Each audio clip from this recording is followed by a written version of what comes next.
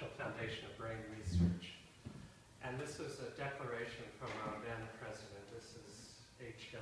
Bush, declaring the 1990s as the decade of the brain. Did anybody know that tag? No. I tried to erase most of that from my brain. Not that a lot of what he said was. But, and it was an official declaration declaring the 1990s as the decade of the brain. And this fell like a stone in the middle of the Atlantic Ocean. It made no waves or repercussions anywhere. And I think this is largely because there's so little that we know about our own brains.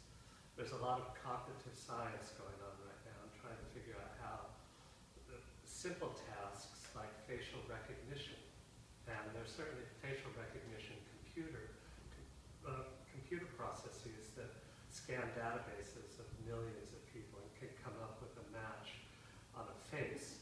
But in terms of timbre or tone from a face, any 5-year-old child knows when mommy is happy or sad or loving. But there's no computer that can do that. And it's quite obvious that there's no computer that can do that.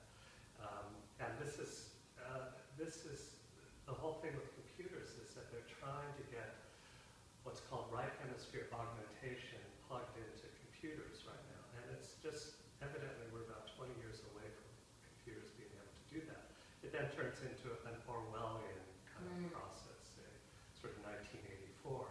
But it will happen because the speed with which computers have moved, as you were saying, Bonnie, about the smartphones, you know, how everybody has a smartphone right now, and it's just ubiquitous.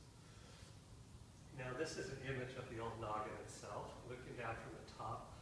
It's shaped in configuration a bit like a walnut in configuration with two distinct halves, the left hemisphere and the right hemisphere.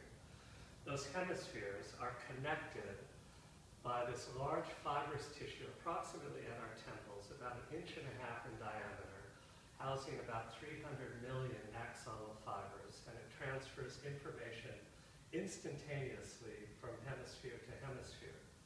So when we're talking about drawing on the right side of the brain, we're using this almost as a symbol because you can't feel your own brain. There's something to feel up there. It's not a feeling type organ, like you can feel your nose or your finger. You can even feel yourself breathing. But the brain is not a feeling organ. There's nothing to feel up there. But you will get a feeling, quote unquote, on how your brain operates within the strict parameters of this workshop. Now, the original research was done by this gentleman, Roger Sperry,